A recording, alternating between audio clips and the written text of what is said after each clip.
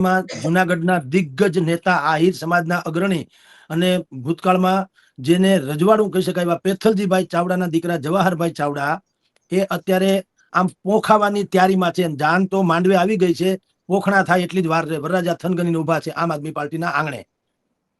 એવા પાછા કેટલાય છે, આ તો જગજાહેર થયેલા નામ છે.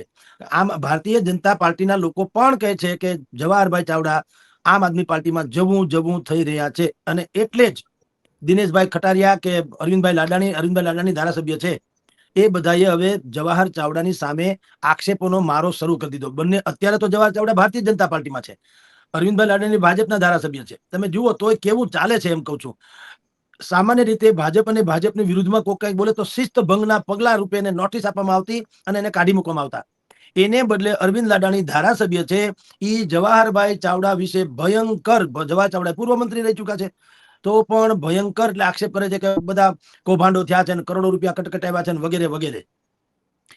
તેમ છતાં ભારતીય જનતા પાર્ટીએ અરવિંદ લાડાણીને રોક્યા નથી, જવાહર ચાવડાને સમજાવ્યા નથી. સૌરાષ્ટ્ર ગુજરાતમાં એક ભયંકર પ્રવાહી પરિસ્થિતિ ચાલી રહી છે. બધા જ ત્રીજી ડાળ જે ફૂટી વિસાવદરમાં, ઈ ડાળે ઝૂલો બાંધીને હિંચકવા તૈયાર છે, પણ કેટલાક સ્પીડ બ્રેકર નડે છે. સ્પીડ બ્રેકર શું છે? એક અરવિંદ કેજરીવાલ ખુદ, બીજું એ પાર્ટીનો સિમ્બોલ. હવે કોઈ વસ્તુ તુચ્છ નથી હોતી, પણ દરેકનું એક ચોક્કસ સ્થાન તો હોય છે. તમે સોનાના બૂટમાં હીરા જડિત કરી દો તોય મુગટની જેમ માથે ન પહેરાય, પગમાં જ પહેરાય. એમ સાવરણો જે છે એનો સિમ્બોલ ઈ કેટલાય લોકોને નડે છે, નહીતર સાવરણાથી જ ગંદકી સાફ થાય. પણ અહીંયા લોકોને એમ છે, ગઈકાલ સુધી તમે વિચાર કરો, જે લોકો કમળનું ફૂલ લઈને બજારમાં નીકળતા હોય, એ હાવેણા લઈને નીકળે કેવા વહરા લાગે, એવી માનસિકતા એમાં છે કે ભાઈ અમારે હાવેણો લઈને કેવું, ભાઈ સાહેબ મત આપો એમ. આ એક દ્વિધા છે. અને દ્વિધા નંબર 2 કે કેજરીવાલને કેમ આદર્શ કે આદરણીય ગણવા? કારણ કે ઈ પાસ્ટ છે. જ્યારે રાજનીતિમાં કેજરીવાલ આવ્યા ત્યારે બહુ બધી આદર્શોની વાત કરી હતી કે અમે ટ્રસ્ટીશીપથી કામ કરીશું, માલિક ભાવથી નહીં.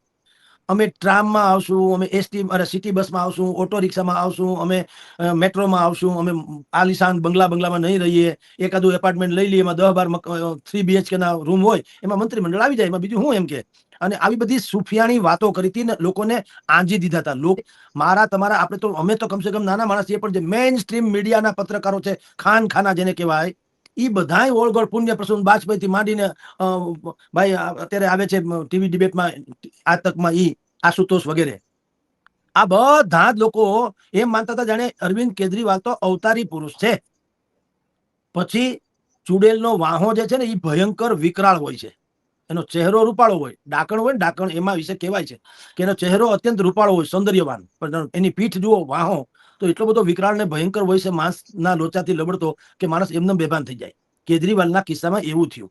શરૂઆતના ફેસમાં કેજરીવાલ 3 ટર્મ સુધી જીતતા રહ્યા, આખું જગત મંડ્યા કલબલિયા વગાડવા, વાહ કેજરીવાલ વાહ, વાહ કેજરીવાલ વાહ, તમે બહુ સજ્જન, તમે બહુ સારા. પણ પછી પોત પ્રકાશ્યું. પોત શું પ્રકાશ્યું? એ શરાબ કાંડ ને એ મહિલાઓને લેડીઝ કમાન્ડો સિટી બસમાં આપવાની વાત ને મહોલ્લા ક્લિનિકની વાત ને શિક્ષણની એકાદી નિહાળને હું હારી કરી નાખી, ઇન્ટરનેશનલ લેવલે બધી નિહાળ હારી થઈ ગઈ, હંધાઈ પરિણામ મીંડા હારા આવવા, આવી બધી વાતો થઈ. એનું તથ્ય જ્યારે સમાજની સામે આવ્યું કે ભાઈ કોઈ મહોલ્લા ક્લિનિકમાં ધંગ ધડા નથી, કોઈ સિટી બસમાં મહિલાઓની સુરક્ષા માટે લેડીઝ કમાન્ડોની રચના નથી થઈ. આખું દિલ્હીને વાઈફાઈ થી કનેક્ટ કરવાની વાત કરી હતી, જેથી કરીને મોબાઈલના તમારે પૈસા ન દેવા પડે. કાંઈ થયું નથી. પાણીથી માંડીને બધી જ સત્યાનાશનો પાયો થયો. યમુના નદી સાફ કરવાની વાત કરી હતી. યમુના નદી તો ઠીક, આમ આદમી પાર્ટી સાફ થઈ ગઈ, પણ યમુના સાફ ન થઈ. તો આ બધું પ્રજાએ જોયું કે આ તો ચુડેલના વાહા જેવું છે. એટલે અહીંયા સૌરાષ્ટ્રમાં અને ગુજરાતમાં કેજરીવાલનું નામ લઈને, અરવિંદ કેજરીવાલનું નામ લઈને જેટલી વખત ભાઈ ગોપાલ ઇટાલિયા કે ઈસુદાન કે રાજુ કરપડા કે જે લોકો આમ આદમી પાર્ટીના શીર્ષ નેતાઓ છે, એ કેજરીવાલનું નામ લઈને જેટલી વખત પ્રવચન કરે, કેજરીવાલનું એક વખત નામ લ્યો એટલે તમારા 10 મત ઘટે, બીજી વખત નામ લ્યો તો 20 મત ઘટે, ત્રીજી વાર લ્યો તો 30 મત ઘટે. શું કામ? બધાને ખબર છે ભાઈ કે તમે હારા હતા છો નહીં. અને શીશ મહલ તો 80 કરોડ રૂપિયાનો શીશ મહલ એને તો હાવ ધબોય નમાહા કરી દીધું. એને તો કોફીનમાં છેલ્લો ખીલ્લો હતો એ પોતે ધરબો. ભાઈ તમે ક્યાં આજીવન છોથી 80 કરોડનો શીશ મહલ બનાવો? એમ કહું, તમે મુખ્યમંત્રી હું બની ગયા, તમે પોતે કહેતા હતા કે અમે તો ટ્રસ્ટીશીપથી કામ કરશું, કોમન મેન છીએ. સીએમ એટલે ચીફ મિનિસ્ટર નહીં, કોમન મેન. તો આવા હોય કોમન મેન? 80 કરોડના બંગલામાં કોમન મેન રહે? આવું હોય કે નહીં, એ પાછું પરમેનન્ટ તો નથી. તમે તો આવ્યા, તમે જીતો તો પરમેનન્ટ છો, પણ ન જીતો તો જેમ અત્યારે શું થયું, એ બંગલામાં કોઈ દી રાંધા ધાન આનો પરિવાર ખાય નથી હકેથી. અને થયું હું અત્યારે જામીન ઉપર ફરે લ્યો. જેને જેલમાં નાખવાની વાત કરીને આવ્યા હતા એ બધાને તો એની યારે તો એને વ્યાળું કરી લીધું, અરે એક થાળામાં બેહીને ખાઈ લીધું.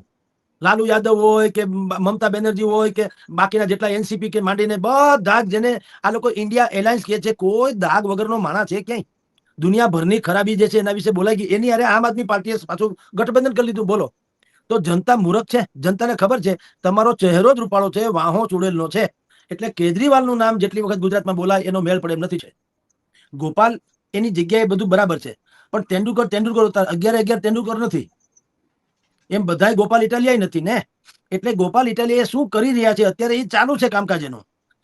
એ અત્યારે 18 વર્ણને આકર્ષી રહ્યા છે, ગામે ગામ જનસભાઓ કરી રહ્યા છે. અને ગુજરાત જોડો નામની જે કેમ્પેન એને શરૂ કરી, એ ગુજરાત જોડો એટલે ગુજરાતને આમ આદમી પાર્ટીમાં જોડો એમ. ગુજરાત તો જોડેલું જ છે, ગુજરાતમાં કઈ વેરવિખેર છે નહીં. પણ ગુજરાતમાં જે લોકો રાજકીય રીતે મહત્વકાંક્ષી હોય, અથવા તો એનામાં એવી ક્ષમતા હોય, અથવા તો એમ માનતા હોય કે ભાઈ રાજકારણમાં હારા માણાનું કામ નહીં, આપણે એનાથી છેટા હારા, એવું માનતા હોય, એ બધાને આમ આદમી પાર્ટીમાં જોડવાનું કામ અત્યારે ગોપાલ ઇટાલિયા કરી રહ્યા છે. ચારેકોર જાહેર સભા થઈને રાજકોટમાં 2 દિવસ પહેલા હતી, એની અગાઉ ભાવનગરમાં હતી, એને પેલા મોરબીમાં હતી, અને હજી ચાલુ છે. લગભગ 1400-1500 જેટલી જાહેર સભાઓ કરવાનું એ લોકોએ જાહેર કર્યું છે. પણ એ બધામાં કહું છું કે આમ છતાં એકમાત્ર જે છે ગોપાલ, એનાથી ન ચાલે. કૃષ્ણ ભગવાને પણ આમ તો ટચલી આંગળીએ ગોવર્ધન તોડી હકેમ હતા, પણ એ ગોવાળિયાને કીધું તમે ટેકો આપો લાકડીનો પોતપોતાનો, સબકા સાથ સબકા વિકાસ, તો ગોવર્ધન તોળા હે. એમ ગોપાલ ઇટાલિયાએ પણ કંઈક કરવું હોય તો 18 વર્ણમાંથી જે 2 દા ક અને 2 બા ક, 2 દાગ અને 2 બાક, એવા જે લોકો હશે એને બહાર કાઢવા પડશે. એટલે કે કાઢવાની કોશિશ તો ચાલે છે. જો એને મળી જાય એ ટાઈપના લોકો, તો ગુજરાતની રાજનીતિમાં ન ભૂતો ન ભવિષ્યથી, એમ કે થર્ડ ફોર્સ કોઈ દી કામ નથી લાગ્યો એવું જે મેણું છે અથવા તો જે ભ્રમણા છે એ ભાંગી શકે.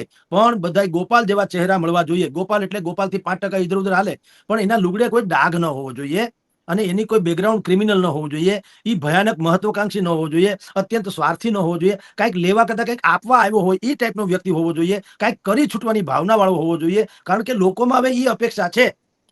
બાકીના જે મેં બોલ્યા એનાથી વિપરીત બધા લોકો તો છે જ. ભાજપમાં છે, કોંગ્રેસમાં છે, આમ આદમીમાં કઈ બધા દૂધે ધોયેલા નથી. એક જમાનામાં અહીંયા રાજકોટના એક વ્યક્તિ હતા, એ આમ આદમી પાર્ટીના શિરમોર હતા, જે પછી ઇધર ઉધર થઈ ગયા, ઘડી કોંગ્રેસમાં, ઘડી ઇન્દ્રનીલ રાજગુરુ. તો ગોપાલ ઇટાલિયાએ આવી ભૂલો કરવાની જરૂર નથી, કે જેનું તમારી પાસે કોઈ જાતનું બેકગ્રાઉન્ડ ન હોય, અને કેવળ ને કેવળ કોઈ એક બાબત, જેમ કે ઇન્દ્રનીલ પાસે પૈસા હતા, તો તમે પૈસા લીધા એટલે તમે એને હાંડ બનાવી દો. તો જનતા એમ માને કે જો બધા જ સરખા હોય તો પછી અમારે અજાણ્યા મિત્ર કરતા જાણીતો શત્રુ શું ખોટો? તો આ બધા છે જ.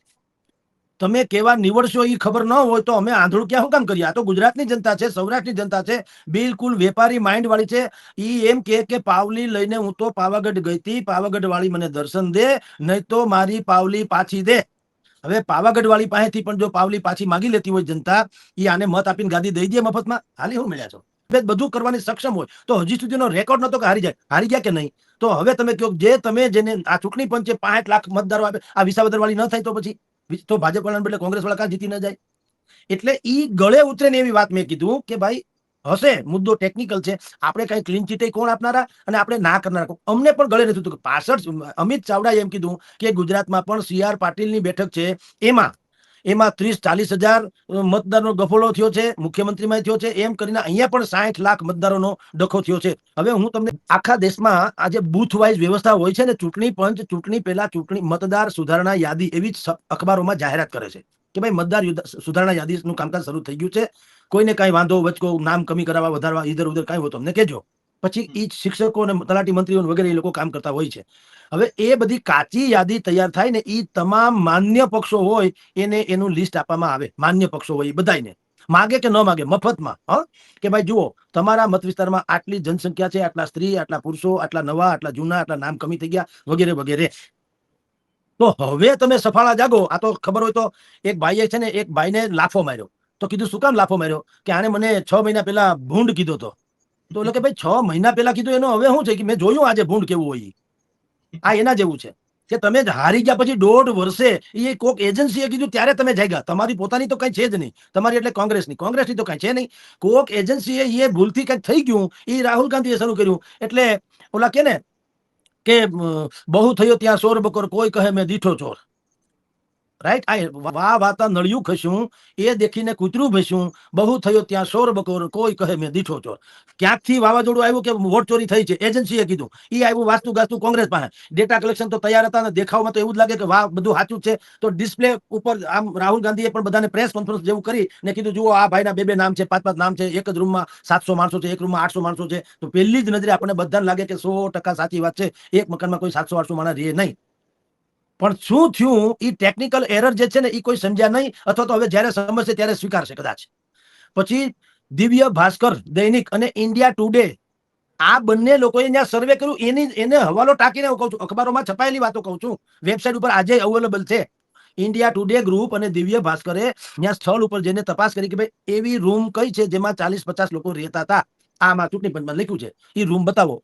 પેલા બાબલાઓ બેઠા હતા બધા ગામના ગોંદરે, એને કીધું આવું કાંઈ છે નહીં, અમારે અહીંયા વધીને 7-8 જણા રહેતા હોય, 80 જણા નથી રહેતા. પછી તપાસ કરી તો એના રિપોર્ટમાં આવેલું છે. બધા એમ કે જગદીશભાઈ તમને હું કહું, એટલે જગદીશભાઈ તો વાંચ્યું છે, એના રિપોર્ટમાં છે દિવ્ય ભાસ્કરના, તમે વેબસાઇટમાં વાંચી લો, ઇન્ડિયા ટુડેનું સર્વેક્ષણની ટીમ છે એનું ગૂગલ સર્ચ ઉપર કરીને વાંચી જુઓ. એમાં લખ્યું છે કે એક ભાઈએ એમ કીધું કે અમારા મકાનમાં 8-10 છોકરા કે માણસો રહેતા હતા, મજૂરો કે જે ગણો તે, એને અહીંના ગમે એમ કરીને અહીંના કાર્ડ કઢાવ્યા, પછી એ વયા ગયા. બીજા વર્ષે બીજા 10-15 આવ્યા, ત્રીજા વર્ષે ત્રીજા 10-15 આવ્યા, સરનામું એકને એક, એમાં ચૂંટણીના કાર્ડ એકને એક બધા કઢવી લીધા. એમાં આ તમે જે કહો છો એમ થાય છે કે એક જ રૂમમાં 80 જણા, પણ આવું કઈ છે નહીં. જો હવે આ એનો રિપોર્ટ છે. ચૂંટણી પંચે બિલકુલ તટસ્થ રીતે આશંકા નિર્મૂલ કરવી જોઈએ, જેથી કરીને લોકતંત્ર જે છે ધબોય નમહા નથી એવું લાગે. તો એ વાત તો એની સાથે આપણે સહમત છીએ. પણ તમે જેમ અત્યારે પ્રશ્ન કર્યો કે ગુજરાતમાં જે છે આ મુદ્દો કેટલો આમ લાગે, મુદ્દો એવો સટલુક છે કે દરેકને ચોંટી જાય, સાચું જ લાગે. મેં ડિબેટ કરી, મને કોઈ એકાદ બેને બાત કરો, રેડ્યા ખેડ્યા, બધાએ ટીકા કરી, ભયંકર ગાળાગાળી સાથે લ્યો ની. એટલે મુદ્દો તો છે જ. તો મેં તમને શરૂઆતમાં એમાં કીધું, તમને કહું કે હકીકત તો છે, ગફલો કાંઈક છે, એમાં ના નથી. પણ આટલા મોટા પાયે લાખો લોકો, તો ચૂંટણી પંચને એમ કેમ ખબર પડે કે આ 70 લાખ લોકોને નાખી દઈએ આપણે, એ હંધાય ભાજપના જ મત મળે? એવું તો ક્યાં. જો આવું થતું હોય, ઈવીએમ મશીનમાં ગડબડી થતી હોય, અથવા તો વોટની ચોરી થતી હોત, તો વિસાવદર કોઈ દી હારે ભારતીય જનતા પાર્ટી? મને જવાબ આપો. જે નાકનો સવાલ હતો, વિસાવદર હારી ગયું કે નહીં? ગેનીબેન ઠાકોરની બેઠક હારી ગયું કે નહીં? નાકનો સવાલ હતો ને. હારી ગયા કે ન હારી ગયા? પશ્ચિમ બંગાળની બેન તો ડંખે છે, વીંછીના ડંખ જેવો ડંખ મારે છે ભારતીય જનતા પાર્ટીને. નથી મેળ પડતો તો નથી જ પડતો ને. 400 કે પારની વાતો કરનારી મોદી સરકાર 240 અટકી ગઈ કે નહીં? જો બધું જ થતું હોય તો એ આ બધું બેડા પાર ન થઈ જાય. એટલે તમારા ખીચામાં 5,000 રૂપિયા હોય છતાં તમે ભૂખે મરી જાવ એવું સાંભળ્યું કે? ખાઈ ન લઈએ આપણે, પૈસા હોય તો, ન હોય તો સમજ્યા. એટલે આ વાત ગળે ઉતરે ની એવી છે. પણ છતાંય હું એમ કહું છું કે ડખો છે કંઈક. હાવ ચૂંટણી પંચ જે છે એ કામધેનુ ગાય જેવી પવિત્ર છે એવી વાત નથી. કેટલાય ડખા છે. જેમ કે ચૂંટણી લડવાના ખર્ચની જે મર્યાદાની વાતો છે, હવે એ સરકારના ચોપડે જે થતું હોય, કરોડો રૂપિયા વાપરે ત્યારે મેળ. પેલા ટિકિટ જ અમુક લોકો તો 2-5 કરોડ રૂપિયા નાખીને લઈ આવવાના સાંભળાય છે ગામ આખામાં. એક હમણાં ચૂંટણી થઈ, કોકે ન માની શકાય વાત કરી કે 60-62 કરોડ રૂપિયા વાપરા ફલાણા ભાઈએ. બોલો હવે હું કરી લેવો? અને બધા કે એટલે ક્યાંક તો હોય ને, હાઈટ બાઈટ ભલે નહીં કે, બધા કે તો ક્યાંક તો હોય ને, ધુવાડો નીકળે તો ક્યાંક હળકતું હોય તો ધુવાડો નીકળે, એમ તો નીકળે નહીં ને. એટલે હવે તોય ચૂંટણી પંચ શું કે 20-45 લાખ કે 1 કરોડ રૂપિયામાં તમારે ચૂંટણી લડી લેવાના. કોઈ લડે તો પાછું બધા ચૂંટણી પંચમાં લખાવે શું? પોતાની પ્રોપર્ટીમાં. હવે અહીંયા અમારે વજુભાઈ વાળાએ લખ્યું, મારી પાસે એક એમ્બેસેડર કેવું એક નાની કાર લખાવી હતી. આ એક 18,000 રૂપિયાની કાર છે, 15,000 રૂપિયા રોકડા છે, હાલે. એટલે અહીંયા અડધું પડધું રાજકોટ એમ કે છે કે વજુભાઈનું છે. બોલો. એટલે આ બધું છે ને ટેકનિકલ ડખા છે. એક વાત કરું કે આ બધા કોમ્પ્યુટરને ડખા હોય, કોમ્પ્યુટરને બુદ્ધિ ન હોય, વિવેક ન હોય. કોમ્પ્યુટર મશીન છે, ચાપ દબાવો એમ થાય. એને એ ખબર ન હોય કે છોકરા ઉઠી જાય એટલે રાતે લાઈટ દબાવે તો એ બલ્બ પોતે કે ઇલેક્ટ્રિક વાળો એ પોતે ન કરે. હા, ઢીંગલો ઉઠી જાય એટલે હું લાઈટ નહીં થાવ. એ તમે બટન દબાવો એ થઈ જાય. એને જે તમારે જે થવું થાય, કારણ કે એમાં વિવેક નથી હોતી. મહાત્મા ગાંધી પોરબંદરમાં જન્મા નથી. બોલો. રાજકોટમાં જન્મા છે. માનશો? સર્ટિફિકેટ છે, સર્ટી છે બાકાયદા. કબા ગાંધીના ડેલામાં પોરબંદરથી મહાત્મા મોહનદાસ કરમચંદ ગાંધીને લેવામાં આવ્યા. એને દાખલ કરવા અહીંયા કોઠારિયા વિસ્તાર છે અમારા રાજકોટમાં, કોઠારિયા શાળા, અને ત્યાં શાળા છે. એ શાળામાં એને દાખલ કરવામાં આવ્યા. તો એ સર્ટિફિકેટ લખ્યું છે, નામ લખો મોહનદાસ કરમચંદ ગાંધી, ઉંમર વર્ષ 4 અથવા 5, જન્મ તારીખ 100 જન્મનું સ્થળ રાજકોટ.